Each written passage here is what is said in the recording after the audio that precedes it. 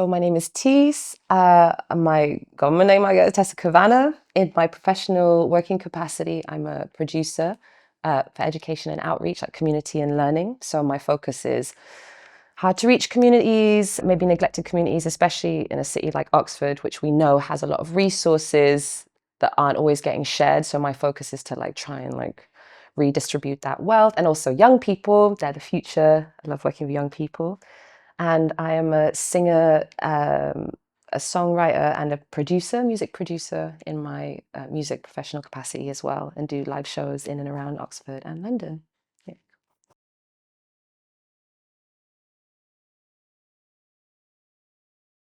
I think one of the biggest things, especially in Oxford, is unchecked bias.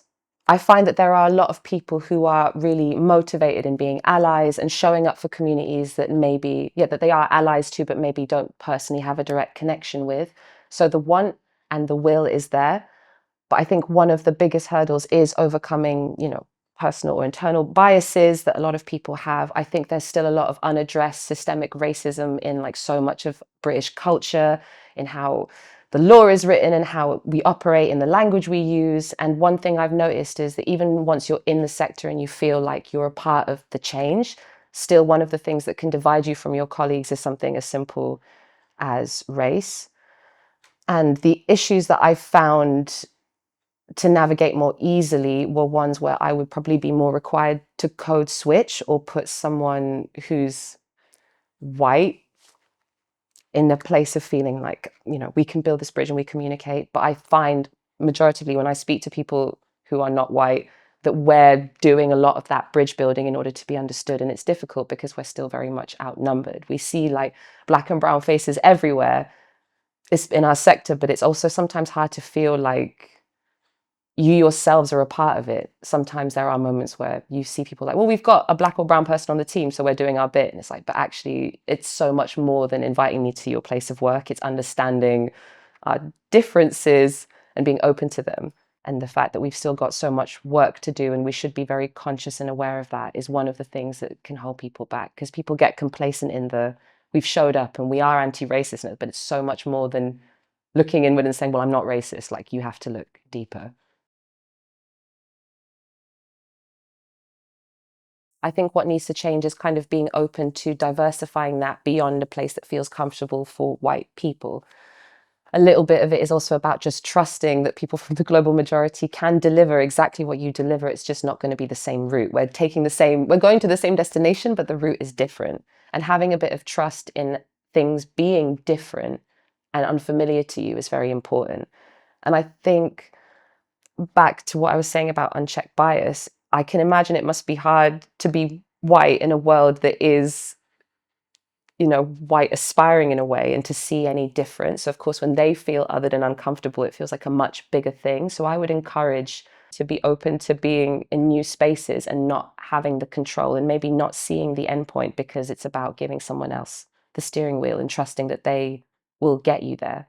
And particularly in the instance of wanting to work with global majority, it's in the interest of our organizations to do that work, not just because of our funding, but because it's the right thing to do. We see the imbalance, it needs to be corrected. We need more variety, particularly in the arts, which we've understood globally has just been all those things where you're we all need the support in the arts sector, but even more so to establish that balance and just give people a chance to show you what they can do and trust that they can do it. Just because it's not something that's familiar to you doesn't mean that it's wrong. Mm. I think people are more open to having the discussion about what change can be made. I think we went from an era of there is no racism to maybe there's some racism to we should definitely address the divide between us. So I think a lot of those steps are being taken, and I see a lot more organizations diversifying their hiring profile. Me, for my job, one of the very first instances I'd ever seen it, but we implement it at OCM, and I think a lot of organizations do, or I would encourage them to do the same, is making the application form more accessible, talking about accessible language, reaching people on a human level. So I am starting to see those considerations, which is really important. The fact that maybe a team wouldn't know or take for granted for the fact that maybe they've got higher level education, so the language that they use is very fluid to them, but it's not something that's fluid to everyone. And unbeknownst to the people with access to that language, it can feel like gatekeeping, because if you don't speak what we speak, we can't let you in. So it's not about people's accreditation, it's about the work they do and what speaks for that. So I see a lot more people and organizations reaching into different areas to find people to work with and to be inspired. So I do see that change. I think we're still quite a long way off, because I've noticed in any capacity, it's very easy to like make that first step and be like, well, I made massive change and maybe that's enough, but it's never enough. We can always do more. So yeah, I think. It's complicated because if I use the example of being like the only Black or brown person in an organization, spotting things like microaggressions and bringing them to the attention of your colleagues can feel quite uncomfortable, because you're torn. I need to communicate to my team about what's happening. But I think we're all very familiar with the bringing it to people and they're like, but I don't understand, or it surely can't be that bad, or like, I'm not really. So I think a big step that needs to be made is also facilitating the space for people to come forward and say things like that. And maybe also having a team, if they are majority white, being open to someone impartial or separate coming in for things like that. Because it's not always easy to feel understood if you're the only person explaining something.